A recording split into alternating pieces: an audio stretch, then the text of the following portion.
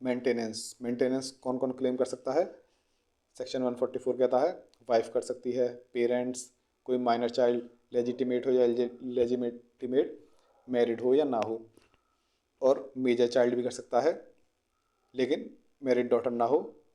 किस कंडीशन में? जब वह major child unable to maintain due to any physical और मेंटल एबनॉर्मेलिटी और इंजरी, किसी फिजिकल और मेंटल या फिर मेंटल एबनॉर्मेलिटी या फिर इंजरी के कारण वह अपने आप को मेंटेन नहीं कर पा रहा हो कोई मेजर चाइल्ड, तो वह भी मेंटेनेंस क्लेम कर सकता है।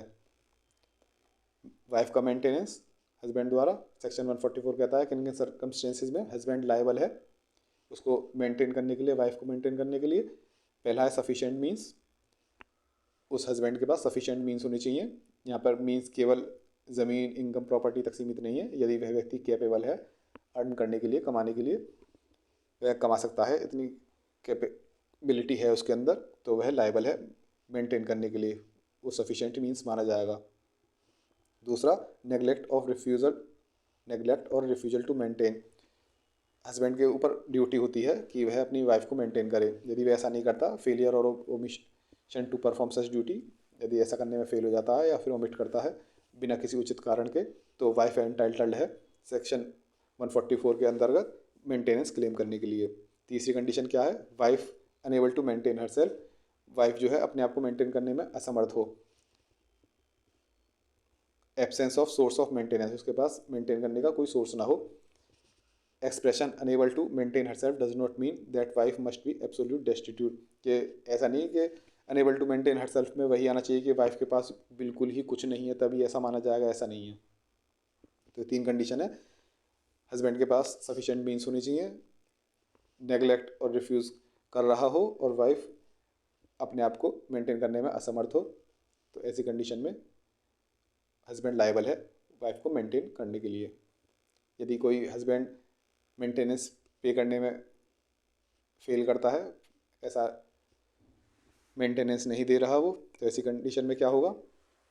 बिना किसी उचित कारण के यदि वह ऐसा करता है तो हर ऐसे मेंटेनेंस के ऑर्डर के ब्रीच में, ऐसे ऑर्डर के उल्लंघन के ब्रीच में उसे वारंट इशू किया जाएगा फाइन लेवी करने के लिए, और उसे इम्प्रिजनमेंट भी हो सकती है 1 महीने तक की, या फिर उससे कम, जब तक कि जितना जल्दी वो पेमेंट कर दे उतना बढ़िया है उसके लिए। और ऐसे वारंट को इशू करने के लिए, ऐसे अमाउंट की रिकवरी के वारंट को इशू करने के लिए एप्लीकेशन जो है ड्यू डेट के 1 साल के अंदर कोर्ट में दे देनी चाहिए कि हस्बैंड ने मेंटेनेंस नहीं दिया है। अब किन किन सर्कमस्टेंसेज में वाइफ एंटाइटल्ड नहीं है मेंटेनेंस के लिए? सेक्शन 144 का 4 बताता है किन किन कंडीशंस में वाइफ एंटाइटल्ड नहीं है मेंटेनेंस के लिए। वाइफ अगर एडल्ट्री में, वाइफ लिविंग इन एडल्ट्री, किसी और व्यक्ति के साथ संबंध है, तो ऐसी कंडीशन में वो एंटाइटल्ड नहीं है। दूसरा, वाइफ बिना किसी उचित कारण के हस्बैंड से अलग रह रही है, wife living separately without just cause. लेकिन अगर हस्बैंड कोई किसी मिस्ट्रेस को रखता है, कोई और किसी और स्त्री को अपने साथ रखता है, तो वो उचित कारण माना जाएगा, ऐसे में वाइफ थोड़ी रहेगी उसके साथ। It will be a just ground for refuse from living with him. तीसरा, wife living separately by mutual consent, यदि आपसी सहमति से वो अलग अलग रह रहे हैं तो ऐसी कंडीशन में भी वो लायबल नहीं है। डाइवोर्स वाइफ जो है इस एक्सेप्शन में आती, डाइवोर्स वाइफ, इसमें वाइफ नहीं मानी जाएगी। वाइफ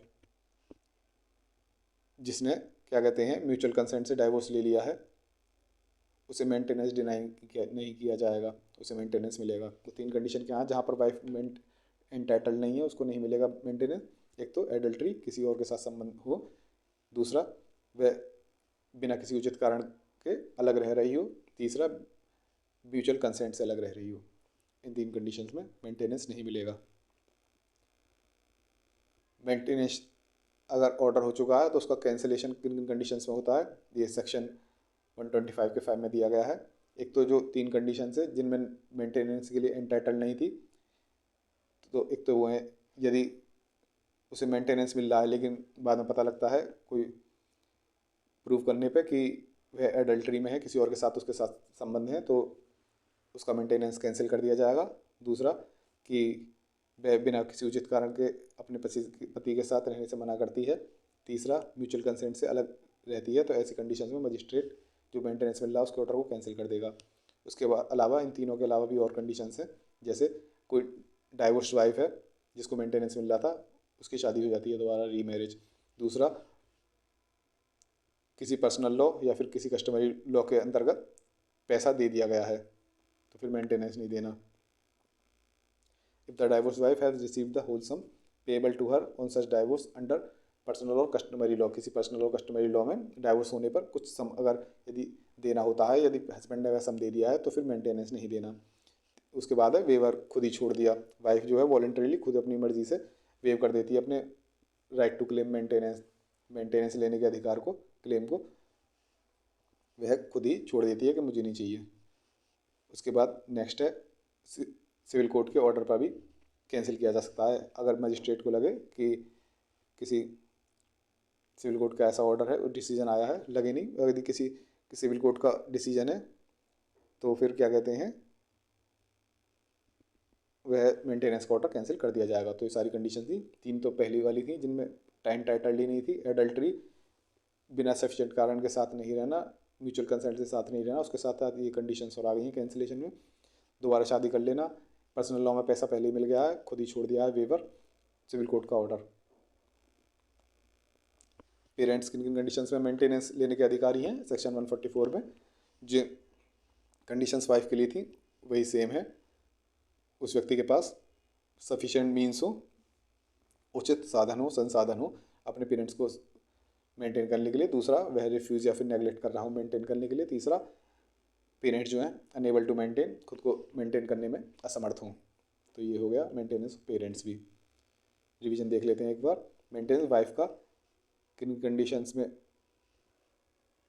होता है, मीन्स हो, संसाधन हो, मना कर रहा हो, और वाइफ जो है अपने आप को मेंटेन करने में असमर्थ हो। यदि ऐसा नहीं करता तो वारंट होगा, सज़ा भी हो सकती है, और एप्लीकेशन 1 साल के अंदर देनी होती है जब अमाउंट ड्यू है। कब कब वाइफ टाइटल नहीं है, यदि एडल्ट्री, किसी और व्यक्ति के साथ संबंध है, बिना किसी उचित कारण के अलग रह रही है या फिर म्यूचुअल कंसेंट के अलग रह रही है। किन कंडीशंस में कैंसिल कर दिया जाएगा मेंटेनेंस ऑर्डर। एक तो ये तीनों अबव पॉइंट्स जो हैं, इसके साथ साथ यदि डाइवोर्स वाइफ दोबारा शादी कर लेती है, या फिर पर्सनल लॉ में पैसा मिल ही गया है, या फिर वाइफ खुद ही वॉलंटरीली वेव ऑफ कर देती है, या फिर सिविल कोर्ट का ऑर्डर है। पेरेंट्स को किन कंडीशंस में मेंटेनेंस मिलता है, यदि व्यक्ति के पास उचित संसाधन है, वह रिफ्यूज या नेगलेक्ट कर रहा है, और पेरेंट्स जो अनेबल हैं अपने आप को मेंटेन करने के लिए। ये हो गया रिवीजन।